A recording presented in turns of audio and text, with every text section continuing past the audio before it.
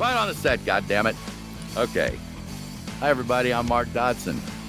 Yum, yum. You're listening to Still Toking with. On this episode of Still Toking with, we are joined by the great Argyle Goolsby, aka Steve Matthews, best known for being the lead vocalist, bassist and co-founder of horror punk band Blitzkid. The Dorkening and all affiliated shows are not intended for anyone under the age of 18. The following may contain discussions or scenes that have adult situations, graphic violence, nudity, strong sexual content, and graphic language. This show is intended for mature audiences only.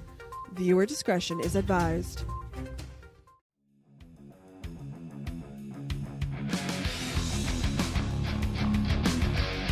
But thank you all for joining us.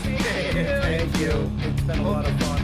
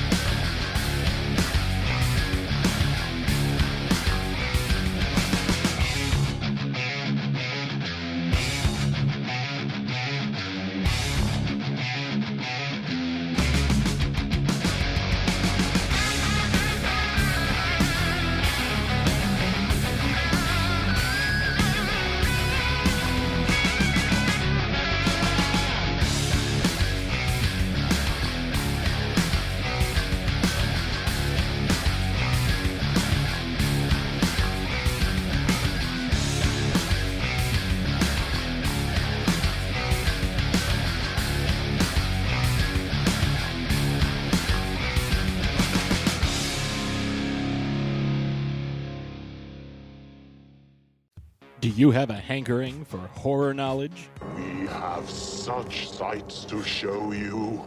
Do you require raging retro reviews? Do you desire discussions with devastatingly dashing dorks?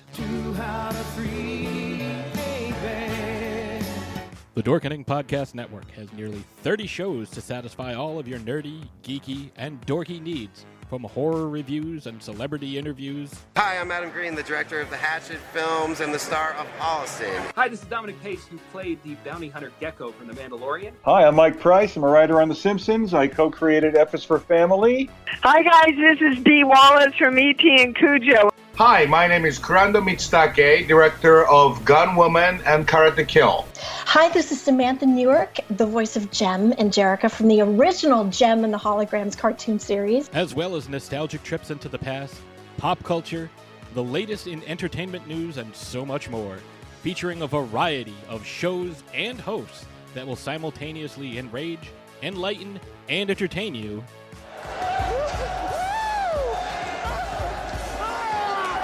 Check out the Dorkening Podcast Network. My mom says I'm cool. Available on iTunes, Spotify, thedorkening.com, and wherever fine podcasts can be found. Happy Wednesday, everybody. We are on Still Toking with. We have an awesome show for you scheduled today. And as always, Ben, and you got a friend? I do? Where? Oh, him? Yes, him. No, it's a cardboard cutout. See? I just like having somebody next to me, and Jeff couldn't be next to me, so. No, why not? Where's Jeff? Where are you, Jeff? I'm in the lab. In the lab. Okay. Yeah, in the lab. Right, Bill? Yeah, you got to really figure out a better way of saying that, Jeff.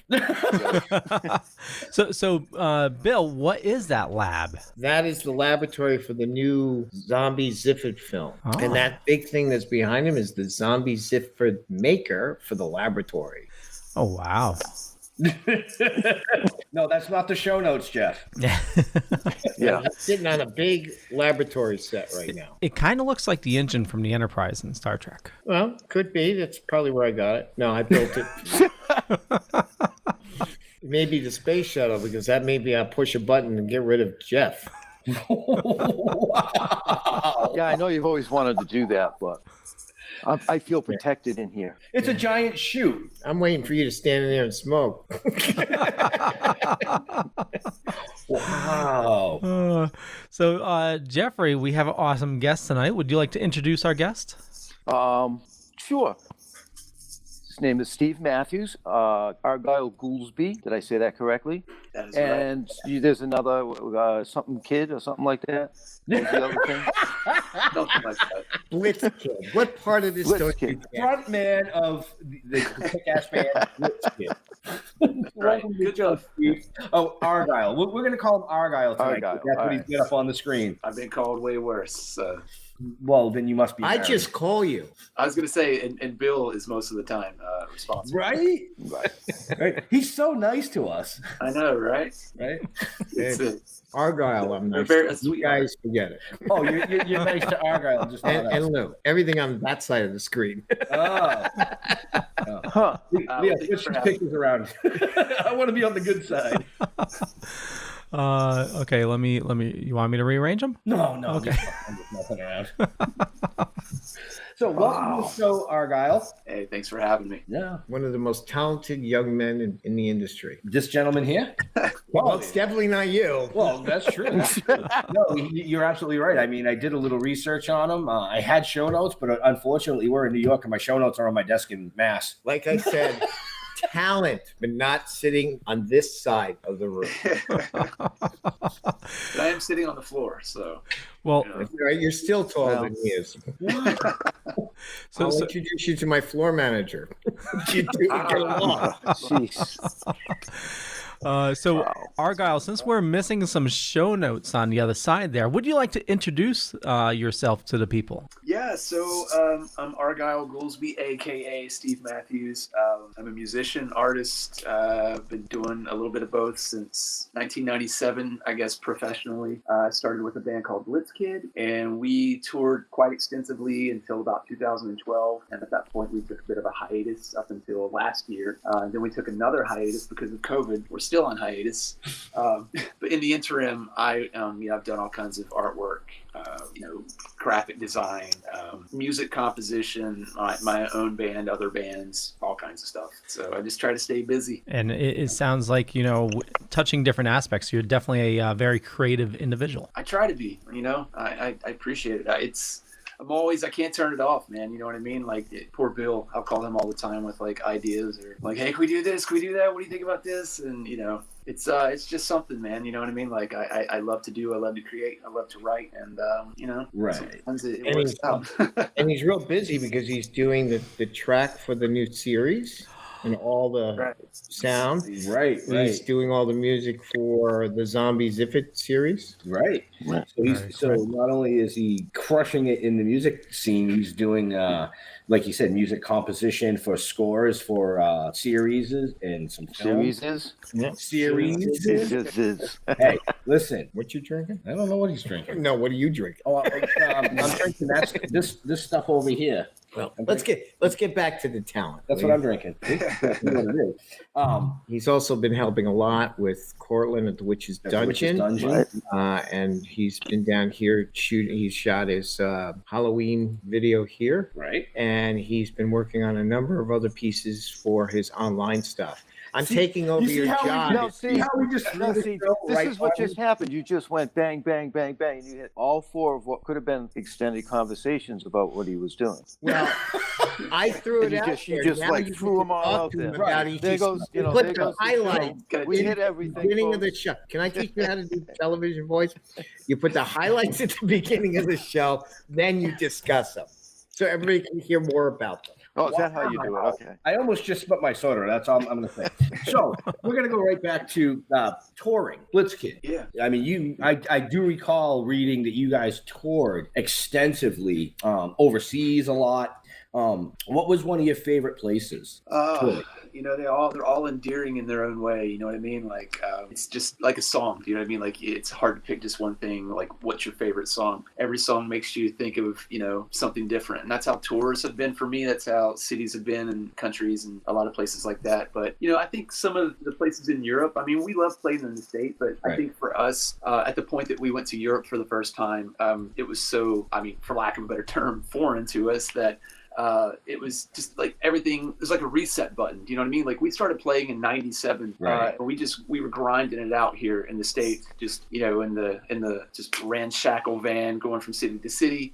And we hooked up with a record label from Germany, actually, in 2004. And that was the point where, you know, we started touring overseas. So, I mean, we've been a band for quite a time before we ever actually, you know, hit that market.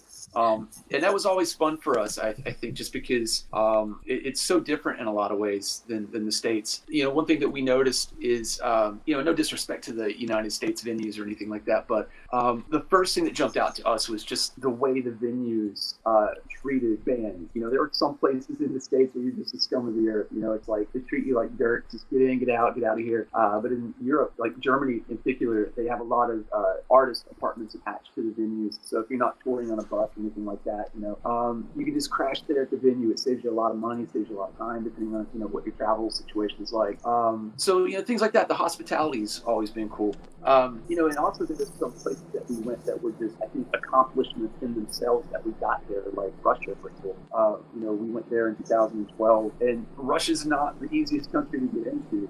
You know, at the time that we went over there, I don't know if you guys recall this, because this was, I mean, it's a while back, but there was a band that had, I guess, gotten in trouble with the Russian authorities. They were a Russian band called Pussy Riot. And, yeah, they had, I guess, started doing some demonstrations with their band. I guess they were like avant-garde, and they were doing a lot of, I guess, subversive stuff in terms of how the government perceived what they were doing purposefully. So the promoter told us when we got there, they're like, do not say that you're in a punk rock band at all costs. Just say you're in a Bon Jovi cover band. Say whatever you got to say. Don't say punk rock. Do not say the word punk rock. So we were sweating when we got there, right? Like, we get off the plane, and it was just this complete disorganized like immigration line. It was just no rhyme or reason whatsoever. And we were there for like 3 hours before we figured out what we were supposed to do. And, you know, people there, like guards with like, you know, automatic rifles just standing everywhere, you know? So we were like, this is going to be something else, man. Let's see if we get through. And we did. We got through. We played one of the best shows as a band that I think we had played. And that's actually on YouTube too. If you go to YouTube and look up Blitzkid, I uploaded that show. It was the first show of our tour, our very last tour. As a band, and we played for like 2 hours that first night. It was crazy. Like, they wouldn't let us get off stage. That's what you want, right? Yeah, exactly. Yeah. That is what you want. You want them to tear the place apart if you get off stage. Yeah, that's Moscow. That's a club called Club Relax, and I mean, it was insane. The crowd was so responsive and into it. Right, you know? right. Leo, where can they find out all about this? You can find out in the show notes up above or down below, depending on where you're watching or listening to us. I figured I'd cue you in on that, seeing how last week we went almost the entire show without even mentioning show notes at all. As you can see, it took us a while to get on stage here. It's like Spinal Tap. Yeah, I'll fast forward a little bit. Hello, Moscow. So, but it was crazy, man. I mean, you know, that was like a great way to kick the tour off. And I've been back since with my own band. This was 2012. I went back in 2015 with my solo act. And I had much shorter hair here up front back then. But it was great, man. Like, you know, Europe's always cool. Russia's cool. We've been in South America. You know, we went there once with Slim Jim Phantom from the Stray Cats. We toured with him, his band. We did like Curitiba, Sao Paulo. It was a lot of fun, man. I mean, it's that's awesome. It's a vacation every day. I mean, it's work. Don't get me wrong, but you know, it's in our case, every day's Halloween because. Right. I was going to say, you know, based on, you know, like the style of music and your, you know, just knowing you off the scenes, you know, it's dark and I love it, you know. Yeah, thanks, man. Vampiric, you know. Yeah. So, I mean, that's kind of what we didn't really start off with the plan of being that type of band. You know, when we first started playing music, we just wanted to be in band. And obviously we wanted to be in a rock band. We had a wide array of influences. Our guitar player, TB, he comes from a really broad, like, thrash metal background, and that's where we found a common ground amongst one another. We're both really in thrash metal. And, you know, he was into a lot of other stuff too. Like, he learned how to play guitar, you know, with like AC/DC and stuff like that, you know, like just the classic rock stuff. And then that morphed into, you know, metal and then punk rock. And he was actually the first person I had met and become friends with that knew how to play an instrument. And where I was at, you know, we were from a small town in West Virginia, and there weren't a lot of people doing that sort of thing or like really into the sort of thing that I was into. And it was only a matter of time before we met, you know what I mean? That's how that thing goes. And that's where the whole idea for Blitzkid started. I didn't know how to play an instrument at all. You know, he was the only one who had been playing in a band. Right. And I was friends with this kid that I'd met at a camp, actually, like a church camp, actually. Like, I used to go skateboard at this church camp all the time, and I met this kid at a Mohawk. He was the only kid that I had seen at that point in time who had a Mohawk. So again, we hit it off, became friends, and so we started Blitzkid that way. You know, Tracy was already in other bands, had been in other bands, and you know, we wanted to do just like more of a punk rock thing, and that worked for us, me particularly, because I had no experience playing an instrument. And Stu, the guy I told you with the Mohawk, we just recruited him to play drums. He had never picked up drums in his entire life, and he was just kind of like, yeah, I'll learn to play drums. And it made sense for us to be in a punk band at that point in time, just because it was more accessible. You know, we didn't have to be virtuosos. We could just, you know, rely on the energy and the love of what we were doing to kind of carry us over the shows and whatnot. And eventually we just, I think, got better, at least enough to, you know, start understanding what it is that we were doing. And that's when the whole horror punk thing kind of fell in place. Originally, as I said, we were just kind of like filling it out. And we had a couple of songs that were themed, a little darker, but it was more tongue-in-cheek. It wasn't meant to be scary. It was just kind of humorous at the beginning. And I think it always kind of kept that element to a degree. So, like you said, you had never played an instrument, and now you play the bass. Yeah, I play primarily the bass. That's what I've had the most hours logged on is bass guitar. I play like stand-up bass too. You know, like cool. That's like you know, psychobilly, rockabilly type stuff. My dad's in a bluegrass band, so you know, I've fooled around with that type of stuff before with the bass with them. He plays banjo. I've tried to play banjo. I can a little bit. There's some stuff on me on Instagram like trying to play a banjo. I can play a little bit of accordion, bagpipes, just a little bit of everything, really. You know what I mean? I'm not really a virtuoso in anything, so to speak. But like I you know, I guess I'm just one of those people that if you give me an instrument, I can write something on it. At least what I think is music. So, well, you know, I mean, it's definitely music. I mean, but the reason I brought up the whole bass thing is because recently you released your own line of bass guitars. Am I right about that? Yeah, I've got one right here. Actually, I'll show you. So I designed this guitar. I don't know if you can see it. It's yes. I designed this way back in the year 2001. Way back. Way back. Yeah, right. Okay.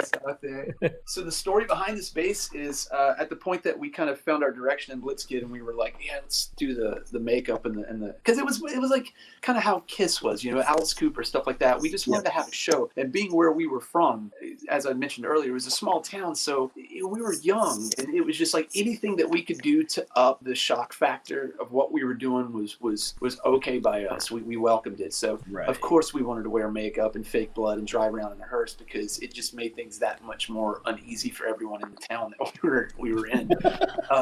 So, you know, we were working this really shitty telemarketing job, the guitar player and myself.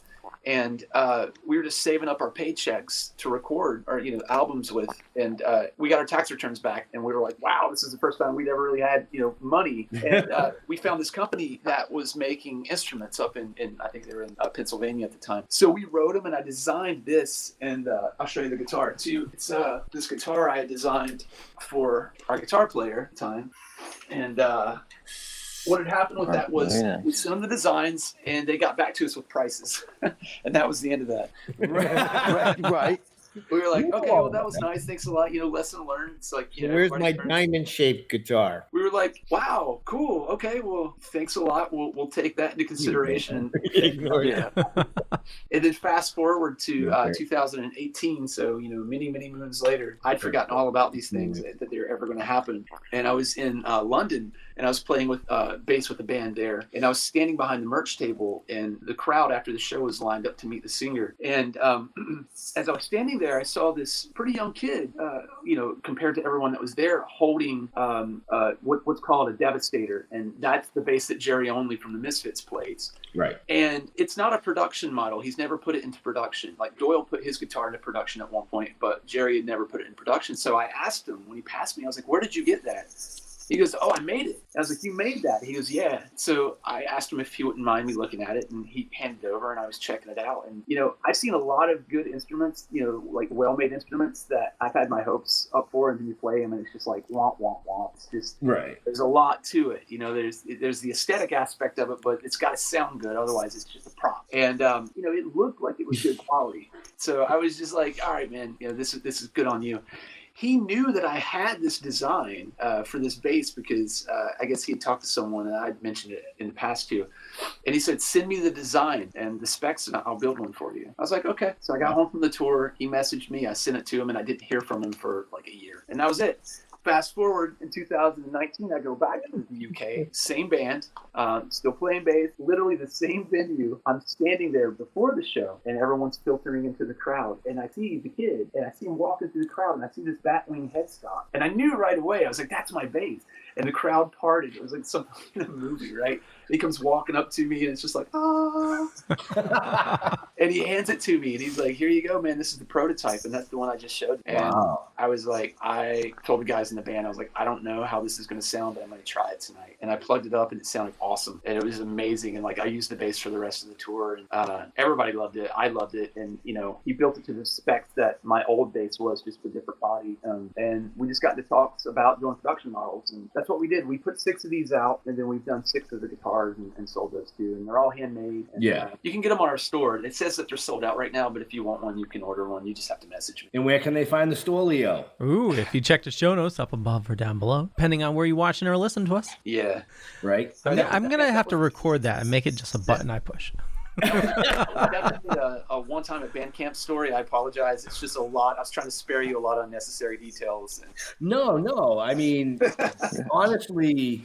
I brought it up my guitar. I brought it up purposely. Bill wants to know when you're going to build his diamond-shaped guitar. Whenever you do an Argyle Goolsby and TV Monstrosity puppet.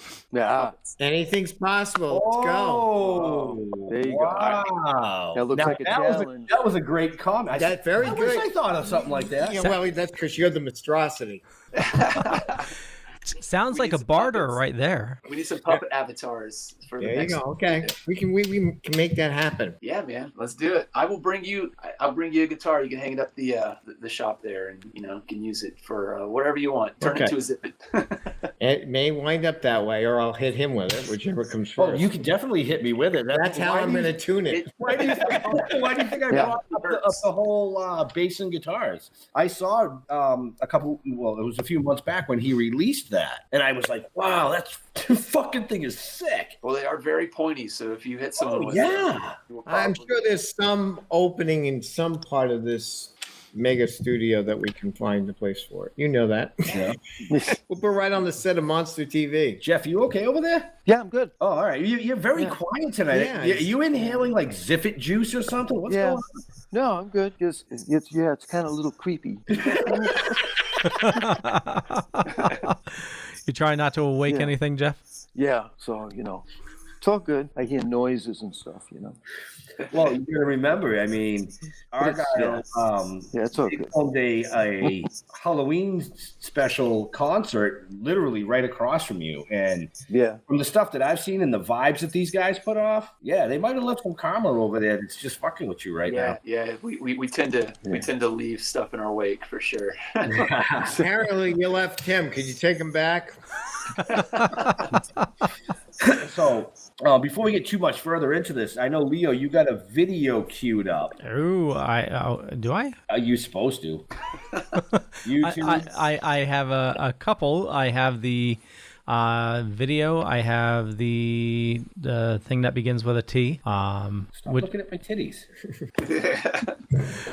Which one would you like me to play first? Why don't we play Argyle's video, The Unforgiven? Okay, sounds good.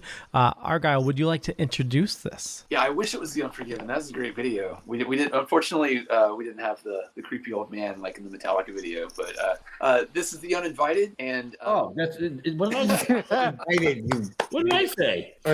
Never mind. You got me all fucked up over here.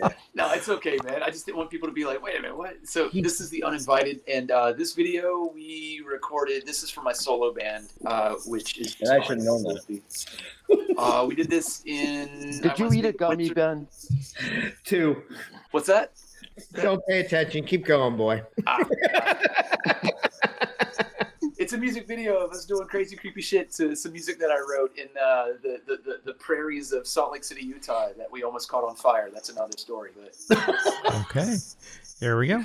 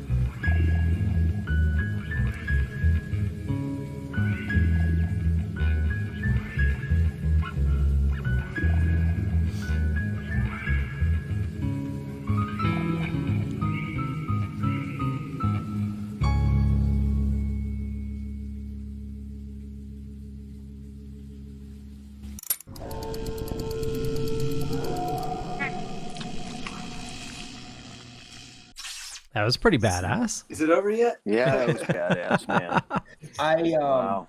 After we had met you at the Witch's Dungeon, I do my research. I'm like, let me check these guys out and blah blah.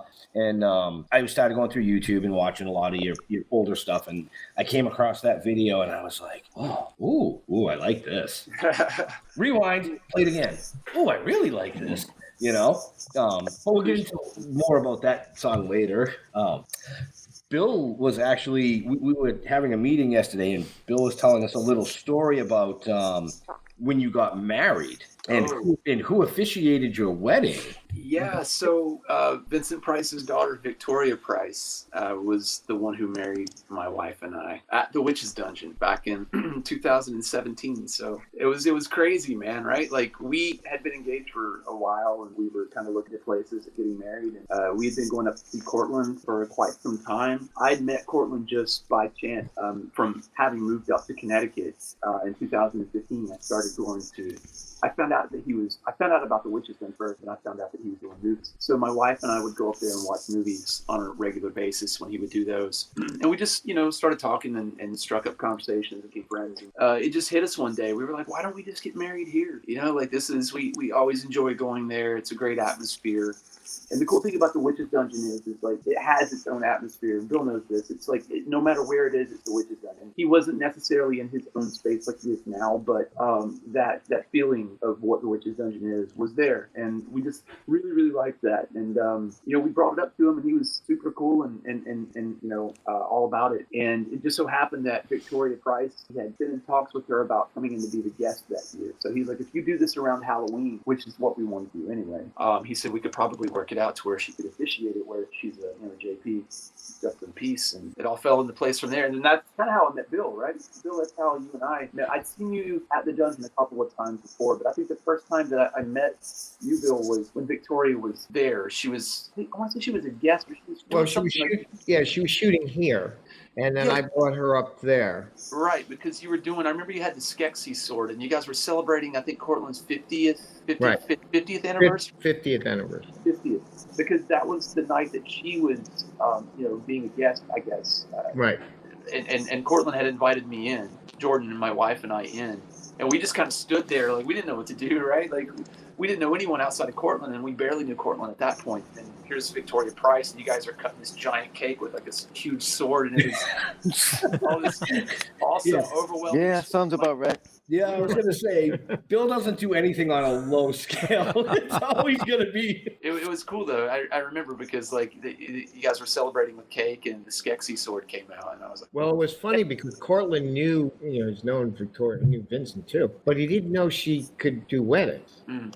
So when him and I were talking, I was, well, why doesn't you want to get Victoria there, do the wedding at the dungeon, which you want to do, and she'll marry them. And she just loved it because she wanted to do more of that. Well, it was great, because here we are, there's a lot of figures in the dungeon that are, in memoriam or in honor of her father, Vincent Price. So it was a great feeling, and she had told Cortland, which was, a really nice thing to hear. He told us that she had said how much fun she had and that she really felt like the spirit of her father was there and she could feel him, and she says that he said that she had said in the past that he feels that way, that day in particular, she is that presence and that feeling, and that's nice because I have huge amounts of respect and love for Vincent Price and his whole body of work, not just horror movies and things like that, but like what he's done in terms of like art collection and culinary stuff, and just philanthropy and in general just being an all around good dude. Well, he's always a big supporter of the dungeon, and he was part of the board. And he helped Cortland out a lot. He really liked what Cortland was doing, and that helped. Yeah. Well, I found that out as time went on. As years went on, and especially after the wedding, I found out more and more about how Vincent had helped the dungeon in so many ways, in terms of not just supporting it, but at times really helping keep it open. Right. So that's like a serious epic score to have somebody like that officiate your wedding. It was really nice. Yeah, we were totally honored to have her be a part of it. And weddings are already meaningful in the sense that you're gathered there with all the important people in your life, and I had all those people there. It's a small wedding. setting. We didn't. It wasn't big or overdone. It was just our friends, our family, all in that main room at the Historical Society. And Bill had done all the lighting and the set work for us, and that was amazing. And that's kind of, again, how I think you and I kind of came into contact with one another. I met you at 50th anniversary celebration, but I think having you work on the lighting, which you offered to do, and we're still very grateful you having done for to contribute that. Like, that's how I think you and I started talking, and I found out that he did artwork and vice versa, and I just started bugging him on a regular basis from there. Anytime. We do that too. Yeah, we bug them every I've been trying to get them to lose my phone number, but you can keep mine. All right, cool. But speaking of epic scores and scores in general, you recently worked on a score with Cortland, correct? Yeah, that's right. Nosferatu. Yeah. So Nosferatu, that was a very big project for us, and I know for Cortland and for me particularly, because even prior to having met Cortland, as I mentioned, I have a lot of history and with horror movies and love for it growing up with it, especially the class film. And I was always primarily really into the silent movies. And I think the reason why that was just because they were so hard to find and so hard to watch. And at the time, like when I was growing up, VCRs were kind of becoming the norm, but you still had to rent them. And you didn't really find stuff like Nosferatu or Cabinet of Dr. Caligari or Metropolis at the video rental store. It wasn't until like Kmart and some places like that started, I guess, getting licenses, sell the VCR or the cassette tape, that I actually started seeing them, and that was because I would buy them. And I would go rent a VCR and then watch these movies. So I started collecting VHS sets of old horror movies when I was 9, and I still have all of them. I have hundreds of them, and that's where all of my allowance went, when I was a kid. Right. That was like really the main impetus in me doing good in school is, all right, if I get A's, then or B's, whatever, then I can get this many, horror movies and watch them whenever I wanted. It was like a brave new world, So like horror movies actually kept me, like, I think in school and doing good for that matter. But Nosferatu was one of those things that I'd see it in books all the time, and I'd always see the images, and I was like, I really need to see this movie because, I can't think of any of those movies that actually scared me, but like it's a scary image. Like, I think if any of them were like intriguing or like made you wonder, like, well, is this actually a real monster? It was Max Schreck as Nosferatu. Right. It didn't look like makeup to me. It looked like something like somebody actually caught a picture, like Bigfoot on film. Like, this is a real vampire. So fast forward to the film. For years, I wanted to do something with that movie in terms of scoring it. And I actually had a little note that I had made on like a tech file on my computer years and years ago, over a decade ago. And I just didn't really know how to approach it at that point in time in my career, and I didn't really know, well, how am I going to film? There's so many variables that just made it really hard to begin. And it all just kind of fell in my lap back in 2018. I just gotten home from tour, and my wife and I went up to see some movies at the Historical Society. And Cortland had mentioned to me, he was like, listen, I just want to throw this out there. I have an old print of Nosferatu. Like, there's a lot of transfers of the movie out there. There's no shortage of Nosferatu transfers. But this one in particular hadn't been transferred, and it had no sound. So his idea was he really wanted to be able to show it alongside with some of the other movies that he did on a regular basis, but make it a little more palatable for people, since it with no sound, like it's you just, if you're not really tuned into that sort of stuff, then you're just sitting there forever. You're going to fall asleep. Right. So that was the idea. He was like, would you want to write some music to this? We can do the transfer here from 16 millimeter to digital. So, I mean, that was the key. It was almost full circle. And I was like, absolutely, so let's do it. So I went home and immediately got to work on it. Started writing. I shut my phone off. I didn't do anything. I literally locked myself away in this room for a couple of weeks, really, until I got it written. And I didn't, and I look at it now and it freaks me out a little bit, like the whole process. And I'm glad I didn't think of it too much time, so I probably wouldn't have got it done. Like, looking back on it now, there's a lot of things that I should have considered that I didn't, and worked out anyway. And what I mean by that is, like, number one, how the hell am I going to write a score? I'd never done it before. Right. All I'd ever really done was play 3 or 4 chords on a bass guitar and a couple of instruments, but like nothing symphonic or something that like becomes the narrative of a movie. You know what I mean? Like, yeah. So all I did was, and I think it's just because I love the movie so much, was I broke it down into into songs. That's the way that my brain works. I was like, okay, well, I don't want to write one, 90-minute piece of music, like a needle drop tour, because you see a lot of companies do that, especially with public domain films like Monstrosity, where anybody can put it out, but it's just they find the cheapest music that's free and they put it on. It has nothing to do with the movie whatsoever. I was like, I don't want to do that. I want it.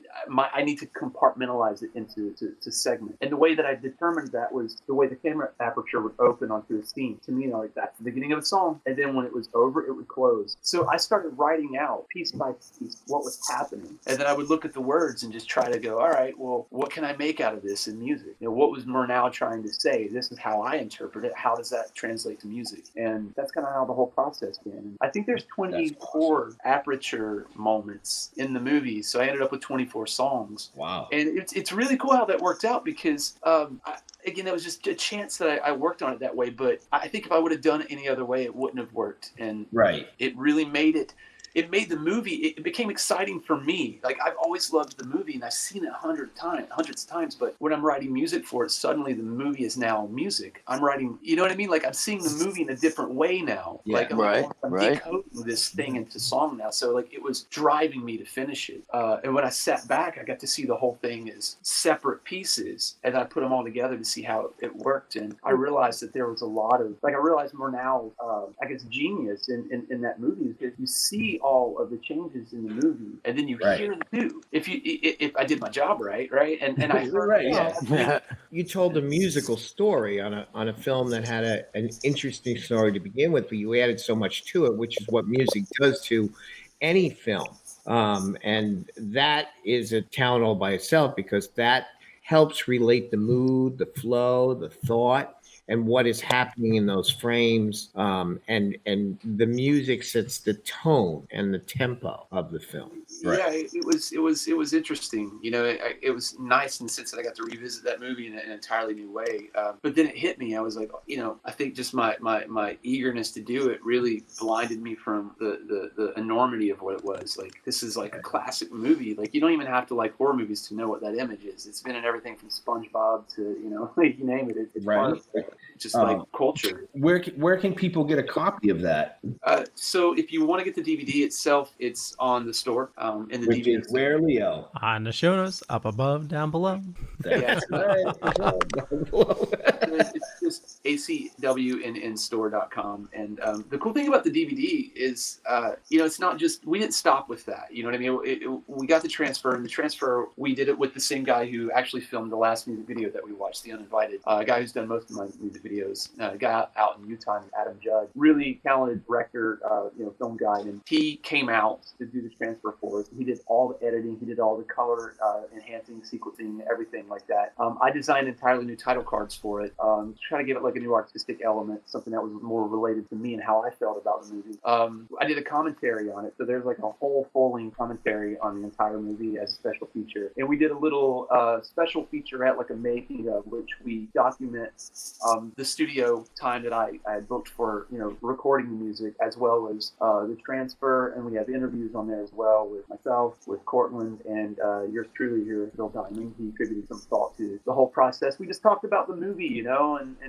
all the great elements of it. And we have Tom Savini on there. And one really cool aspect of it, if I could go on about it for another minute or so, is we got Mark Hamill from Star Wars and the Batman animated series to do an exclusive intro to the movie at the very beginning. So this has a lot of stuff on it that if you have Nosferatu, if you have this film, I mean, if I do say so myself, this is hands down probably the most feature-rich, thought-out version of the film out there. I mean, it was a 2-year labor-intensive process of laboring over detail after detail after detail. You said 2 years? Yeah. Almost, because the pandemic set us back, you know what I mean? Well, yeah, 2 years. I'm just thinking because recently you came on board to do another score for somebody.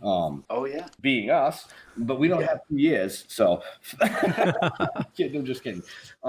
Feels like it. And we definitely want to thank you. We want to thank you for adding your amazing artistic touch to our project. I'm happy. Absolutely. I really appreciate you guys offering it to me and giving me the chance to work on it, because the Nosferatu score was the first thing that I had done in that vein. And, it's kind of like, it's like Christmas morning now. It's like, and now what? I want to do more. I want to write more stuff. So this really gives me a chance to do that. We have a special treat for people that are actually still watching, which is actually quite a few from what I can see. We're going to release the official trailer for episode 1 this evening. I thought it was issues. Well, issue 1. The only issues I have is you sitting there asking if it's an issue. Do we have that trailer queued up, Leo? Oh crap! Do I? I don't know. Come on, what the hell's in your cup? I had faith in you. Yeah, I do. Okay. Bill, would you like to introduce it since it's Well, the great music by Steve Argyle Goolsby. And our team here has put this together, so hopefully you all enjoy it. Awesome. If your world was turned upside down, what would you do?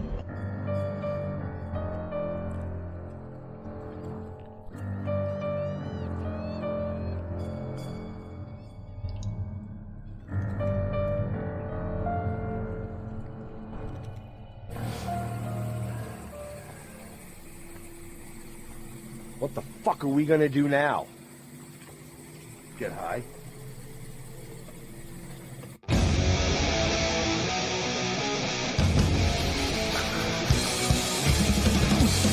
are the watching.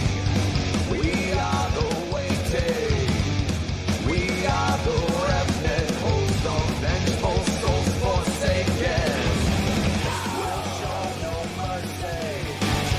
We'll show no kindness. We'll strip your flesh and leave your captive bones behind us. We are the uninvited.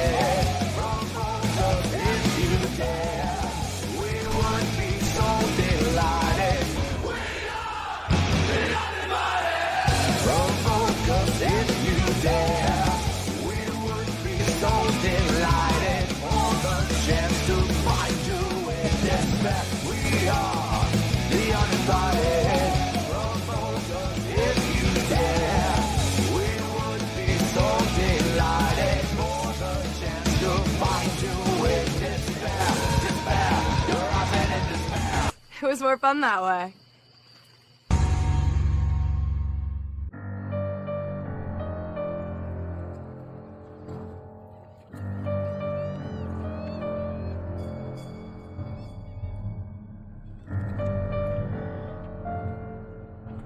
Did that say coming in April? What's that? Did that say coming in April? Yeah. Awesome.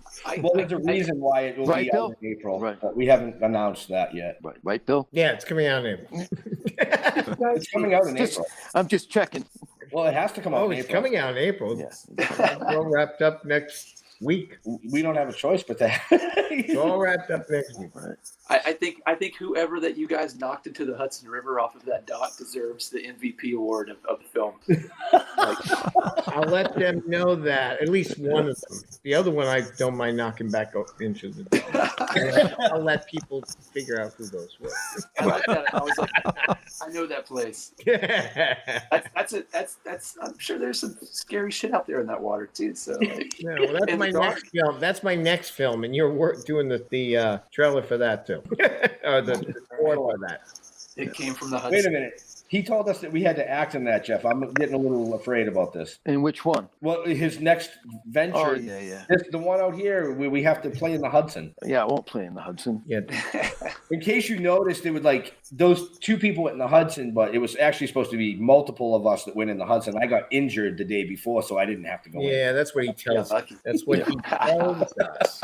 Oh, right. I got hurt on the film. I cannot go in the Hudson. I'm so sorry. Right. He was limping around for like 2 days. 2 days. Hamming it up.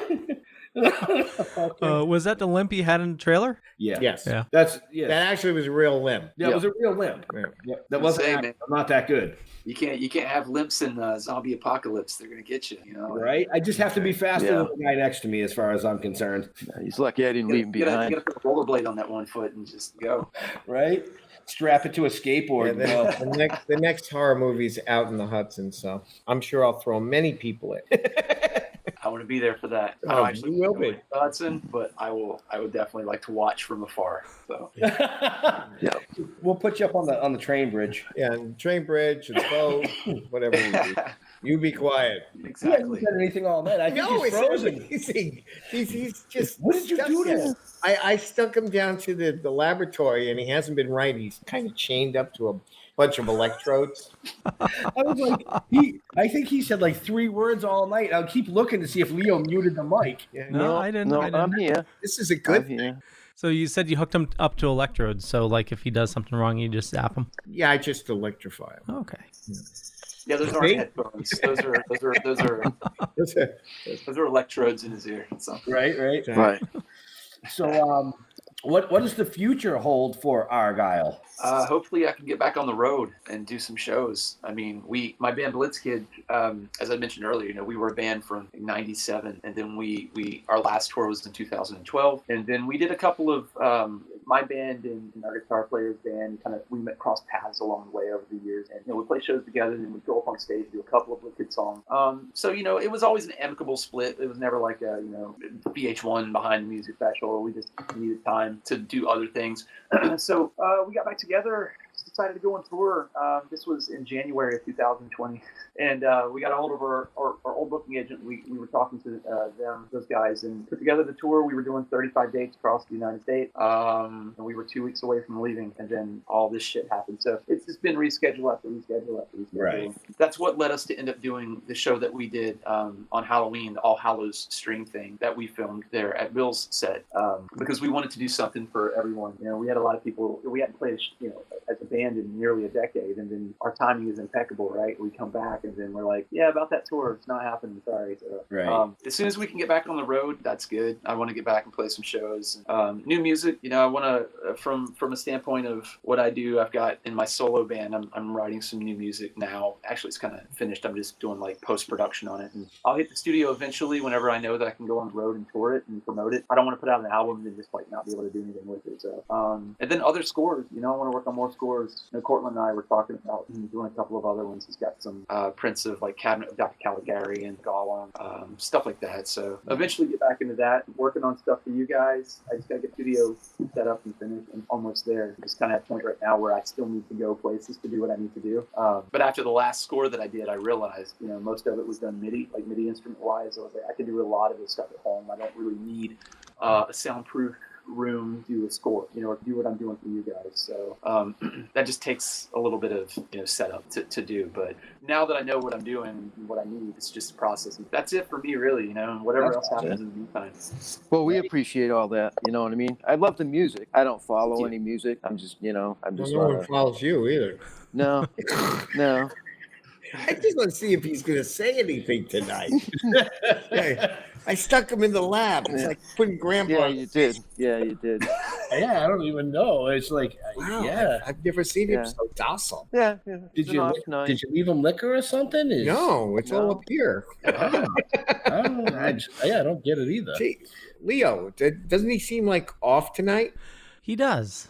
Eerily off. In that chat, I think he's really worried about those Misfits coming out after him. I think that's what it is. Yeah. Well, I'm way down in this. There's nobody around, This is a big place. Oh, they're around. Yeah. It's creepy. This thing's covered with sheets over there. Hey, Argyle, how did that piece that we shot work for you for the stuff that you're doing online, right? Yeah, it's going to work out okay. I haven't announced it yet as to what it is or when. Oh, good. Then I won't ask you anymore. Top secret project right now, but I got it to my buddy Adam, who I was speaking of earlier, the guy who did our videos, did the editing for Nosferatu, did the editing for the Blitzkid show that we did there. Everything's good. It's just a matter of getting all of the ducks in the proverbial row, and then I can get started on that. Right. But as far as what we were talking about doing too, like I know you and I were talking about at some point doing the second part to that documentary. Whenever you're ready. Which I talked to Cortland about, and he's all about. So I'm all about. That's something I would love to do. Like I don't know if that's like top secret stuff. It's not something that can be talked about. Whenever you're ready. Spill the beans, but you can tell everybody out there to listen in more. That's right. Yes. They got to follow what you do. The whole Aurora Monsters model kit documentary. When I was there working on a project. Part two, yeah. So when I was there working on something that isn't out yet, I was working on some footage. I was kind of in a character. I was doing something for this thing that Bill had mentioned to me. Like, look, we have a part 2 thing that we were wanting to do. We haven't done it yet, but we have a lot of it on film already. Yeah. So you mentioned to me about hosting it, and kind of like a horror host sort of thing, and that's something I've always wanted to do. Like, I think eventually, when I can't go jumping off of drum kits anymore and flying to Russia, I'd love to just be the creepy old dude that hosts horror movies. So. Yeah, as well. I got 3 of them here. Yeah, that's my future. 1, 2, 3. 2, 3. No, there was one you don't see. John's not here. You said 3. He's on the floor. You mentioned the All Hallows Eve stream. Yeah. Is that something that is that on DVD? It is. It seems like that. This seems totally planned, but they just came in. The other Good. day. Plan it. Here we are. Nice. Stream. Now, did people get that on the store yet? Unfortunately, look, there's Bill's. We got the Witch's Dungeon here, and Bill's logo there. So here's the thing. We had 250 of these, and we had 250 vinyls of the audio, and we sold out of all 500 units in 9 minutes. I remember that. Yeah, so they're all gone. Like, everything that we have here is spoken for. Like, it blew us away, like. I remember that. We sold all of these, and I mean, it's the DVD, so we have, that's performance here. Yeah. And this is the audio of the performance. And, all the stuff here that we did, the little...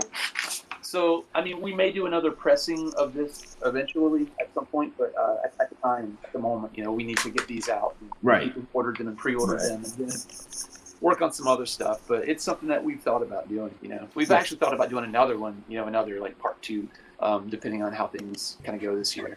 Everybody. I'll be calling. Whenever you'd like, we're here.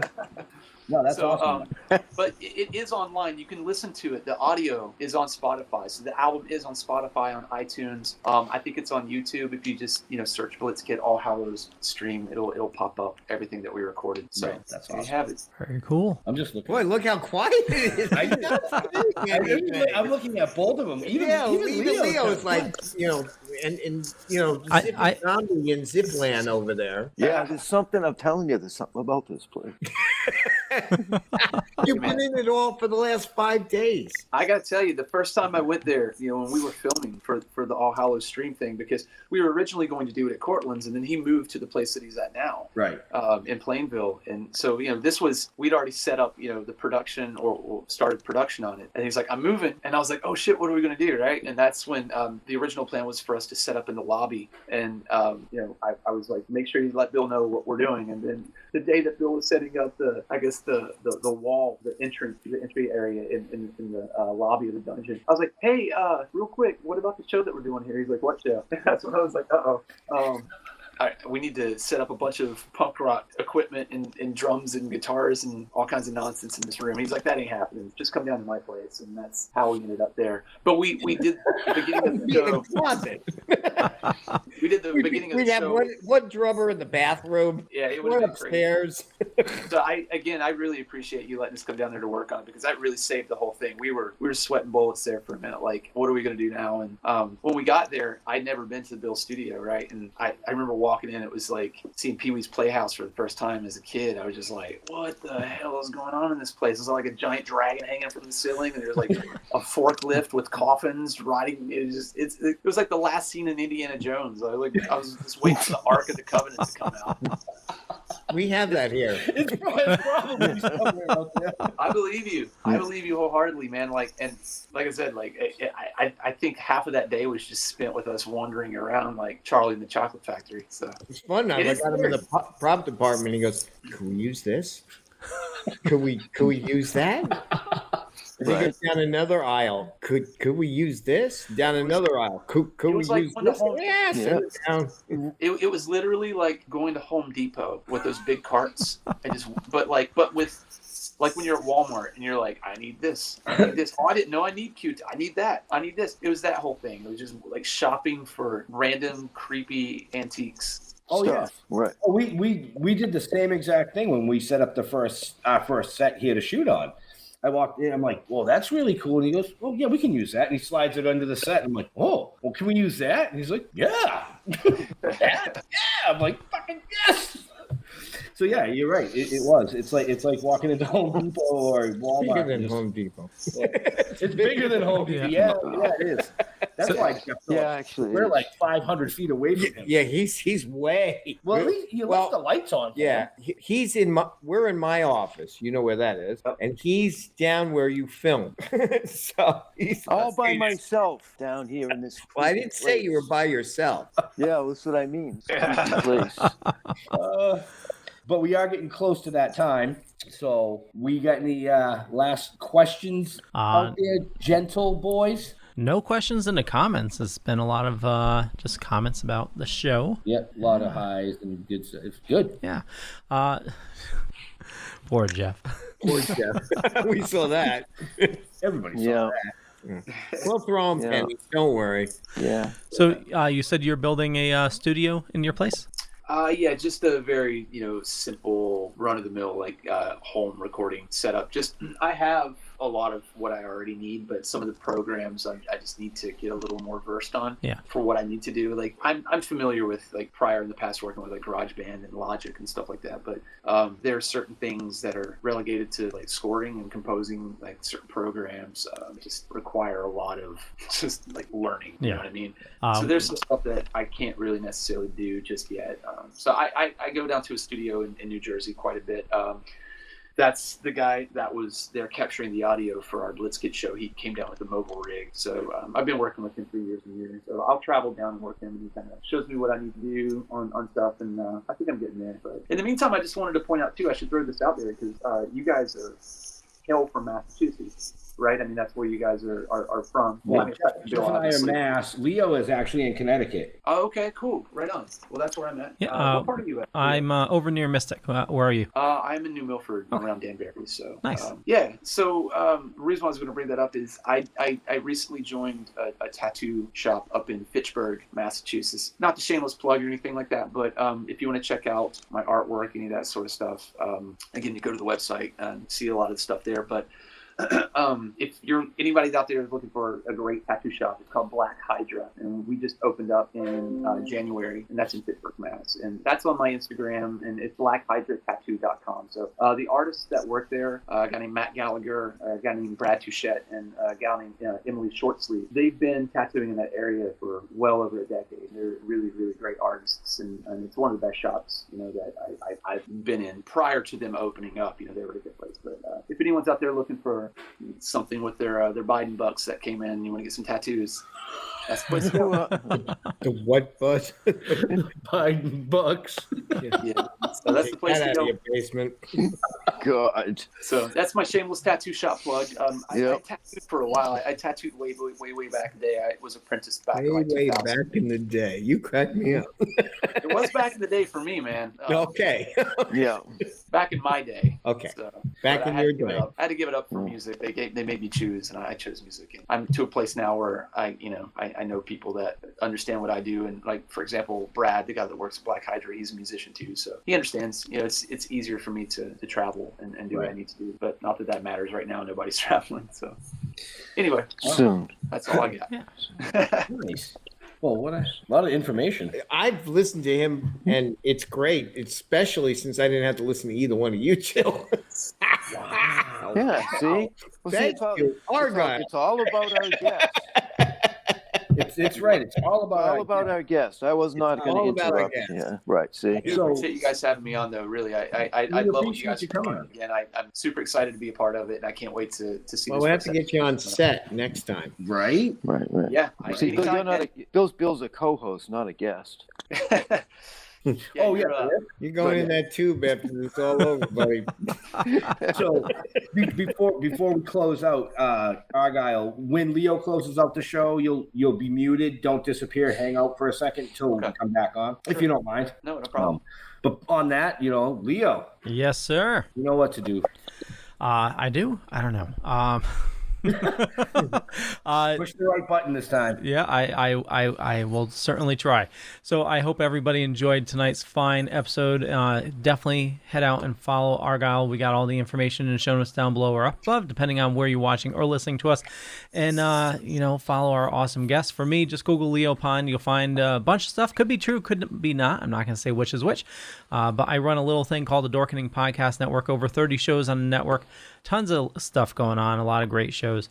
And with that, Argyle, where do you like fans interacting with you? Generally, I'm as far as social media, I'm more active on Instagram. I'm on Facebook, but usually by proxy to Instagram. I try to get on there as much as I can, but Instagram seems to be the best place for me. So you can find me at Argyle Goolsby or at Official Blitzkid. And if you're on Facebook, just either one of those, Official Blitzkid and Argyle Goolsby. And I also have my own account, so you'll know it. You'll be able to tell. Just look for the guy with like fake blood and fangs and all that stuff. That's probably me. But aside from that, email is always great to catch up with me that way. That's probably the quickest way that I'm able to communicate. So, and that's all on the website, acwnnprod.com. Contact, all that stuff. So cool beans. Jeffrey. What's up? Yeah, it's been a long weekend. I apologize. Weekend?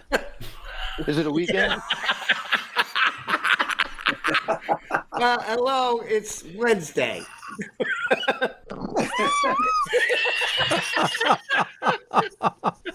Hey, you know what? I think there's one too many people on this podcast, and I think it's you. Yeah. Yeah. Yeah, maybe. I'm high.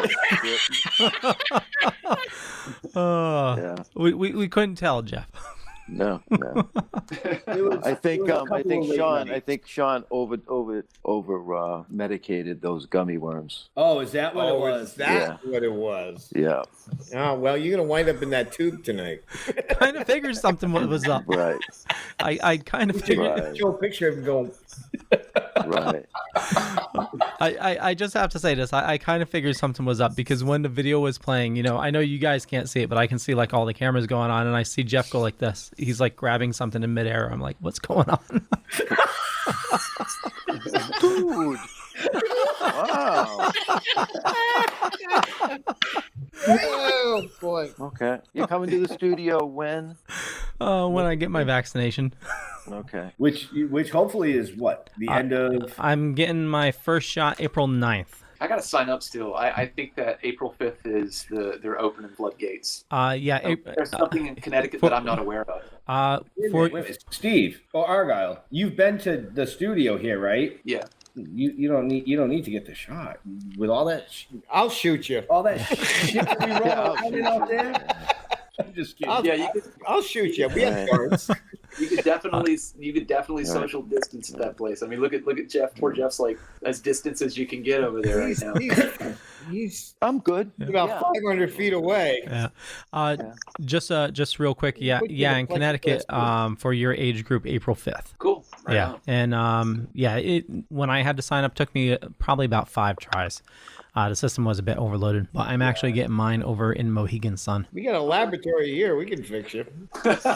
Nothing can fix me. Well, I don't know. Places don't you don't want to be alone down here.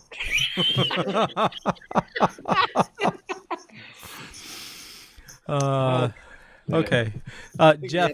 Yeah, with like a light gun. Where are you? Are you out there somewhere? Oh, Jeffrey! Oh, Jeffrey! Well, then the big heaters come on, and they sound like airplanes. You know what I'm saying? Yeah. So Jeffrey, where can people interact with you? Apparently in the lab. Who, me? Yeah. Oh, yeah. Facebook. Just find me on Facebook. Still Toking. Toking with the Dead. What are we stumping him again? What the hell are you doing to him? Yeah. It was like something that came out of like a mix basket. Did we prop him up in the lab or something? You said you were going to go set him up in the lab, and all of a sudden Richie and I went down there. He's been like his laboratory equipment around. What do you? He's just like, did you duct tape him to the chair or something? He probably like is. Moving. It's like one of those things that are bloated. Oh shit! Okay. Anyways, that's the most action we got out of our lives.